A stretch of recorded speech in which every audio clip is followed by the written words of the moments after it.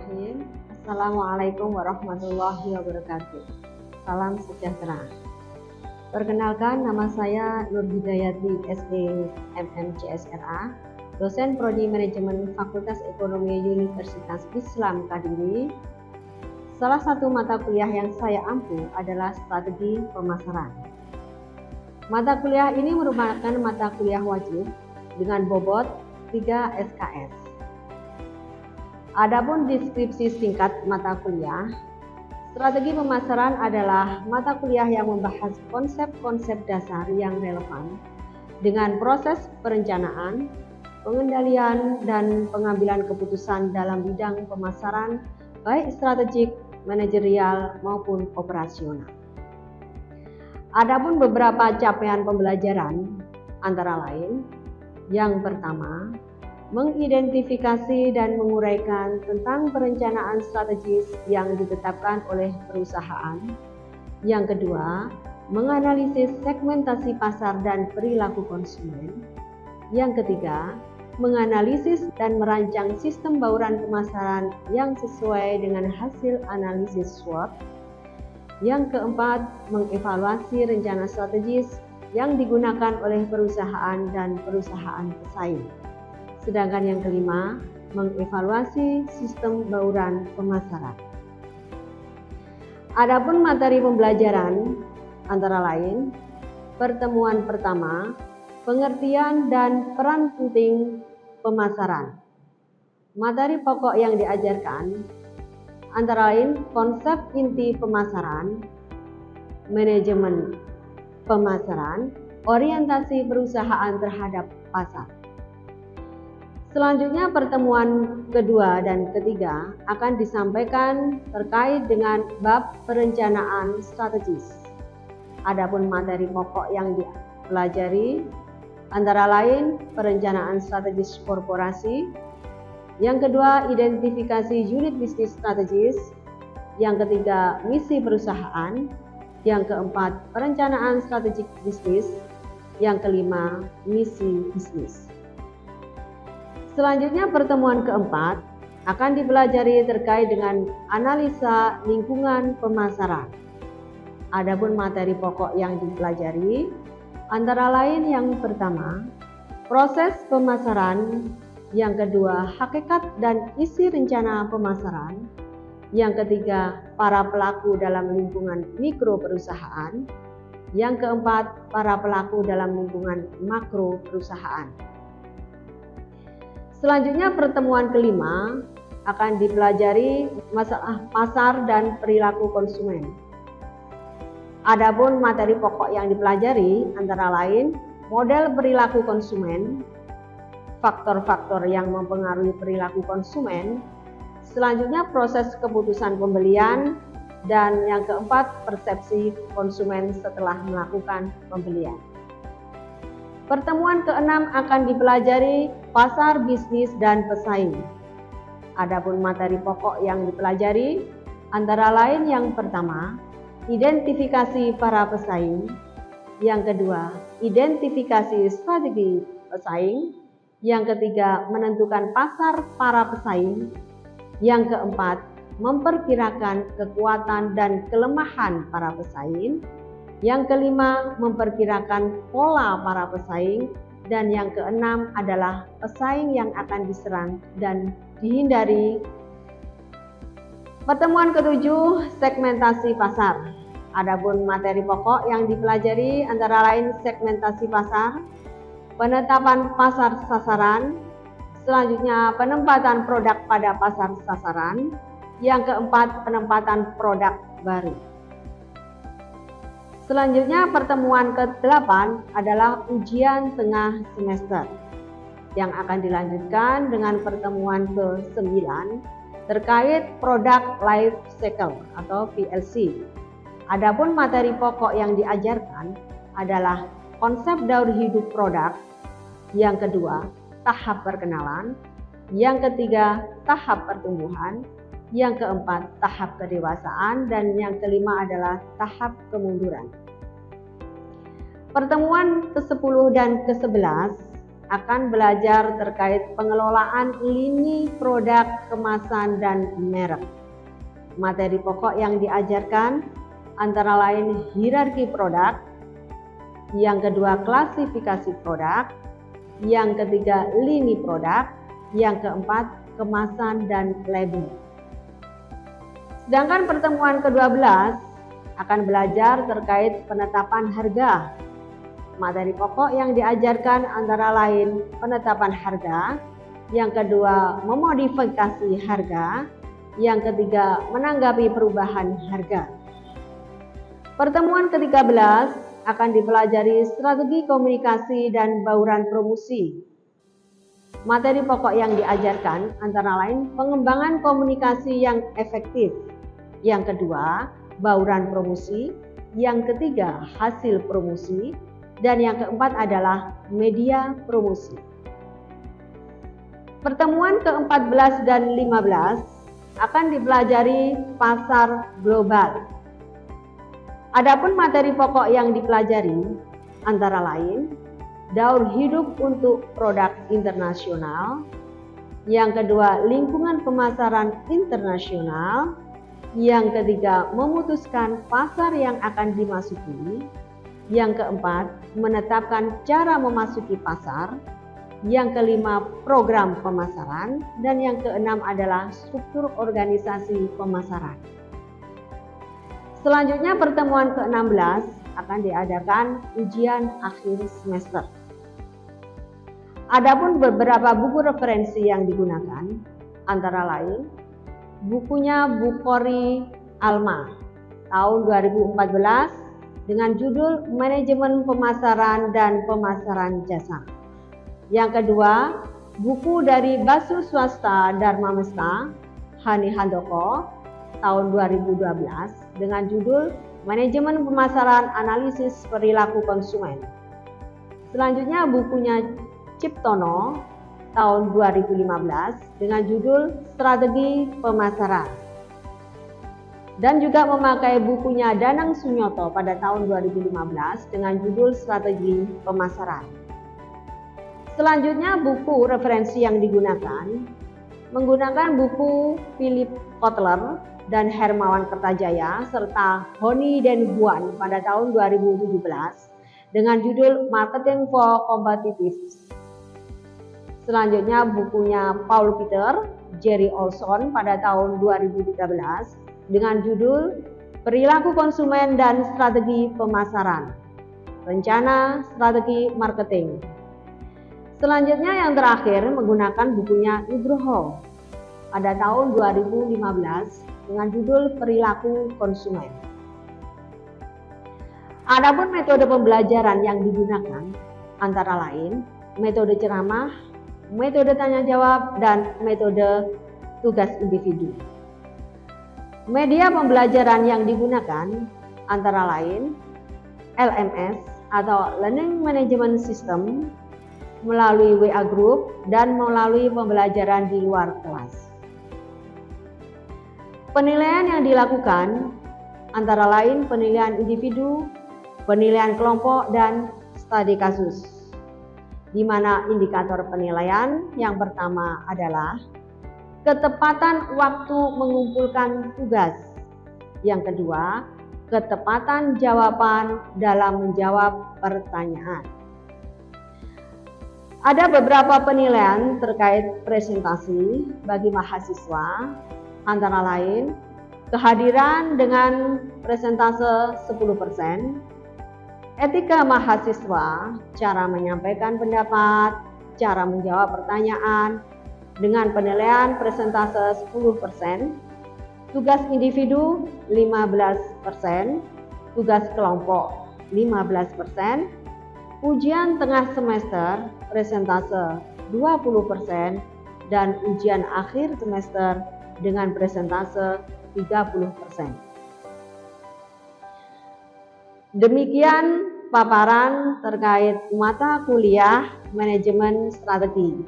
Selanjutnya akan kami videokan pembelajaran di kelas. Sekian, terima kasih. Assalamualaikum warahmatullahi wabarakatuh. Bismillahirrahmanirrahim. Assalamualaikum warahmatullahi wabarakatuh.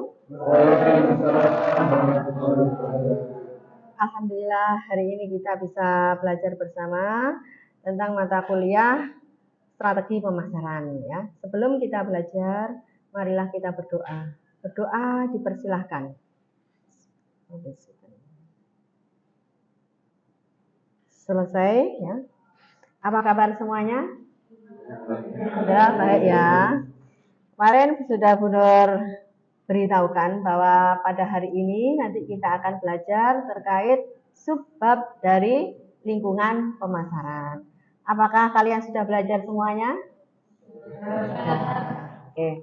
Bu Nur akan menjelaskan terkait dengan lingkungan pemasaran secara global. Nanti selanjutnya kita buka sesi tanya jawab ya. Paling tidak nanti ada respon dari kalian semua ya. Oke.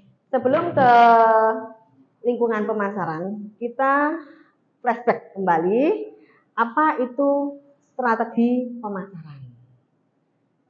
Coba, apa itu strategi pemasaran? Mbak Bella?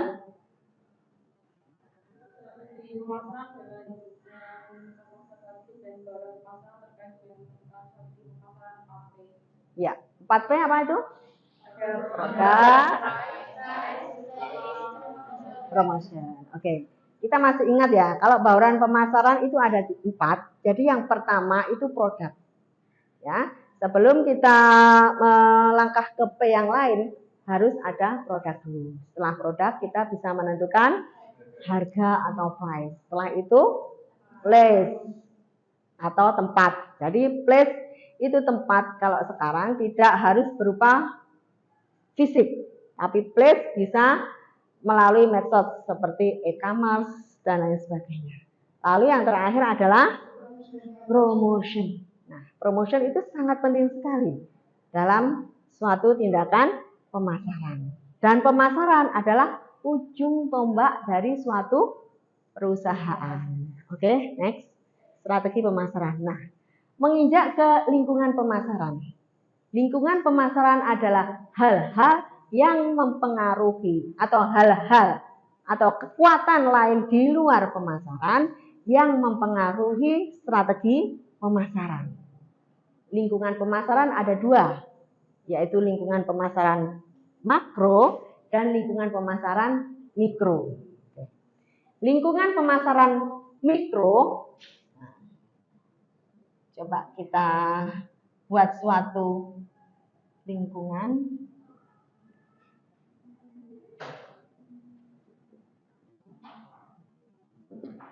Oke. Apa saja yang terkait dengan lingkungan pemasaran mikro, Alfian? Lingkungan pemasaran mikro. Yang pertama itu ada perusahaan. Ya, perusahaan. Selanjutnya? Ya. Lalu? Ya. Setelah itu? Pesaing masyarakat. Nah, di dalam lingkungan pemasaran mikro ada perusahaan. Masih ingat perusahaan itu apa? Suatu organisasi di mana di situ terdapat unit-unit atau bagian-bagian yang bisa mempengaruhi kinerja perusahaan. Ada bagian apa di dalam perusahaan itu sendiri? Ini company, perusahaan ya. Di sini ada financing, bagian keuangan. Lalu bagian apa? Human Resource Management atau bagian sumber daya manusia. Lalu bagian apa lagi? Operasional. Setelah itu ada bagian marketing. Nah, jadi keempat-empatnya itu bersinergi melalui suatu sistem yang bisa menunjukkan performance suatu perusahaan. Yang pertama adalah perusahaan. Yang kedua adalah pemasok. Siapa itu pemasok?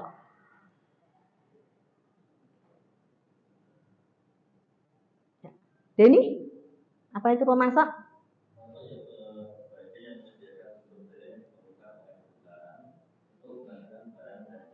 Iya, jadi pemasok adalah suatu yang menghasilkan barang dan jasa untuk bisa dipasarkan. Setelah itu perantara pemasaran. Siapa ya perantara pemasaran itu? Siapa perantara pemasaran?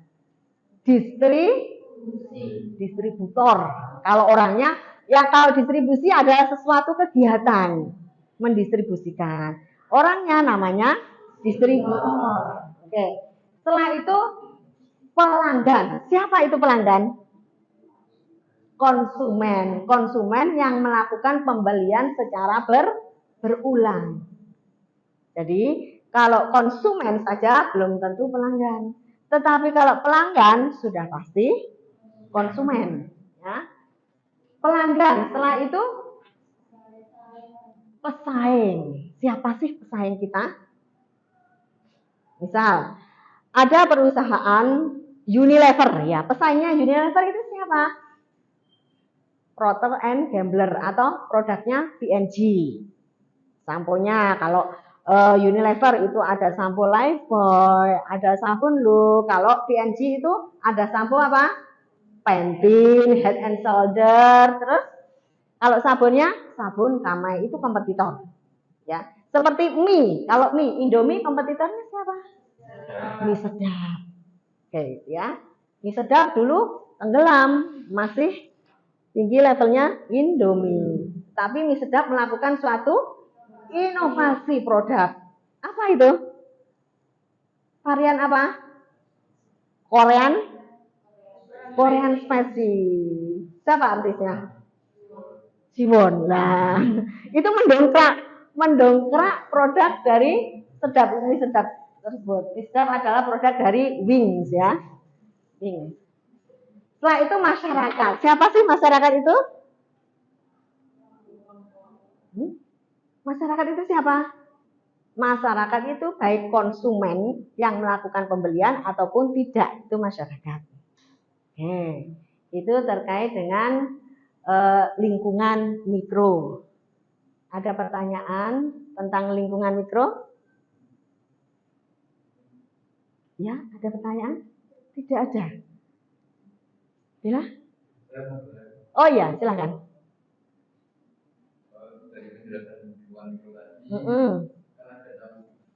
Ya, ada 6.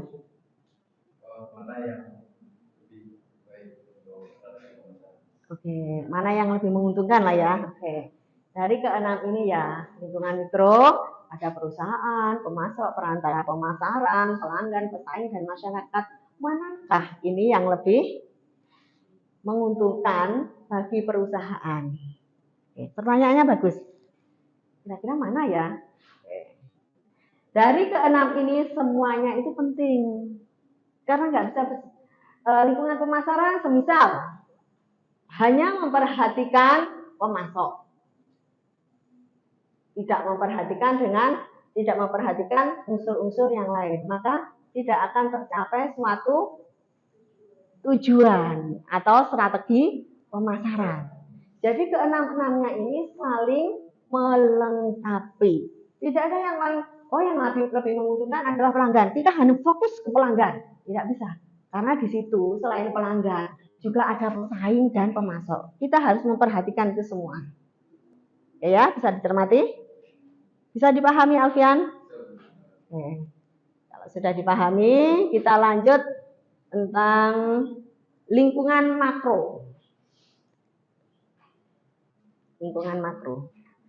Selain lingkungan mikro, ada lingkungan lain yang mempengaruhi strategi pemasaran, yaitu lingkungan makro.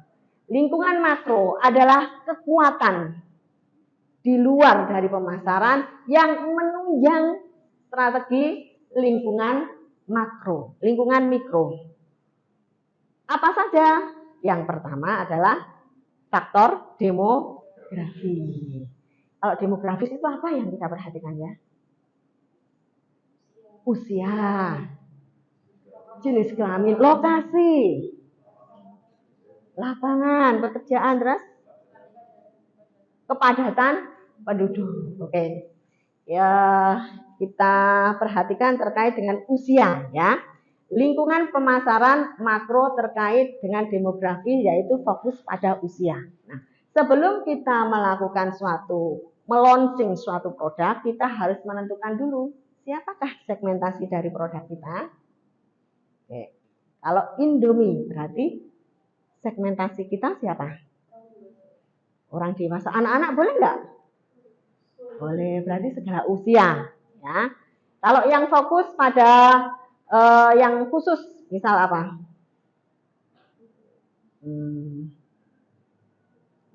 Handphone, ya handphone merek iPhone. Itu kan segmentasinya orang-orang kelas perekonomian menengah ke atas. Kalian pernah mendengar kopi kenangan? Kopi kenangan, segmennya siapa itu? Mereka kaula muda, ya kaula muda yang notabene mereka senang melakukan suatu aktivitas kongko-kongko. Jadi kenangan, jadi di situ ada kafe kenangan. Di setiap tempat ada kafe kenangan dengan harapan mereka selain bisa menikmati produk kafe kenangan tersebut, juga mereka bisa menikmati suasananya. Suasananya bagaimana di situ? Sejuk, nyaman, fasilitasnya pasti harus ada yang utama apa? Wifi. AC juga ya. Ya, AC juga. Wifi tapi perlu ASEAN kalau nak wifi nih yo. Biasanya di situ mereka sambil kongkong-kongkong ngerjakan tugas atau bahkan mereka melakukan apa itu istilahnya bisnis ya, melakukan bisnis to bisnis, mereka melakukan suatu pendekatan atau melakukan suatu menjalin hubungan bisnis dengan ekanan. Ayo kita ke kafe, gitu ya. Oke, selain demografis ada faktor lain. Apa itu? Ekonomi. Ekonomi. Masyarakat atau pelanggan itu melakukan pembelian berdasarkan apa? Pendapatan. Selain itu apa? Pengeluaran. Nah itu sudah ya. Jadi ada pendapatan, kita lihat pendapatan mereka yang notabene misal kelas menengah ke atas, mereka pasti akan membeli barang-barang yang mengutamakan apa? Kualitas. Tetapi ada juga mereka mengutamakan kuantitas. Kalau jumlahnya lebih besar, dia akan membeli. Tapi kalau ada juga sebagian masyarakat, kalau jumlahnya, meskipun jumlahnya tidak besar, tapi kualitasnya tinggi, kalau harganya itu turun malah mereka tidak akan membeli. Ya, seperti jam Rolex. Mereka pasti akan membeli, semahal apapun akan dibeli. Karena itu menunjukkan apa? Prestis bahwa pendapatan saya ini loh lebih dari mereka. Selain ekonomi ada faktor budaya. Oke. Faktor budaya. Kita orang Indonesia budayanya bagaimana? Coba kita lihat jenis produk Astra yang Toyota ya. Yang pertama kali hadir di Indonesia adalah Kijang. Tahu apa itu Kijang? Apa itu? Kijang itu singkatan apa? Kerjasama Jepang dan Indonesia. Nah, pertama kali launching produknya Toyota di sini adalah Kijang. Kenapa diproduksi Kijang? Orang Indonesia biasanya sukanya kalau pergi rame-rame. Kalau dikasih mobil yang kecil mereka akan wah kurang ini. Saya sukanya pergi rame-rame ya satu keluarga. Nah itu menunjukkan budaya orang. Makanya suatu perusahaan kalau mau meluncurkan suatu produk pasti melihat dulu budayanya. Budayanya bagaimana? Oke, ini terkait dengan budaya. Yang keempat ada faktor politik. Faktor politik ini sangat-sangat mempengaruhi strategi pemasaran dalam hal lingkungan makro. Apa saja yang mempengaruhi faktor politik itu? Undang-undang. Berarti itu kaitannya dengan kebijakan pemerintah. Oke, politik. Kebijakan pemerintah. Bisa berupa undang-undang, peraturan pemerintah, ya. Selain pemerintah juga ada LSM. Nah, selain politik, alam, kesediaan alam, faktor alam. Nah, suatu produk diproduksi tentunya membutuhkan bahan baku atau raw material. Misal, kertas atau buku diproduksi berbahan baku apa? Kayu. Nah, kita lihat, oh bahan kayu alam. Lama-lama kondisi hutan akan semakin berkurang. Nah, dengan adanya kondisi alam yang semakin pemanfaatannya yang semakin berkurang, maka di sini ada yang namanya apa? Teknologi. Oke. Good. Teknologi. Jadi dengan adanya keterbatasan sumber daya alam, maka kita perlu melakukan suatu inovasi baru, yaitu yang awalnya kita mengerjakan ujian pakai kertas dan lain sebagainya. Nah, sekarang cukup dengan komputerisasi, sistem komputerisasi, yaitu inovasi produk baru. Nah, oke. Ada tadi terkait dengan faktor lingkungan mikro, ini lingkungan makro ini ya. Lingkungan makro. Ada pertanyaan? Kalau tidak ada pertanyaan, Bu Nur kasih tugas ya, tugas individu ya.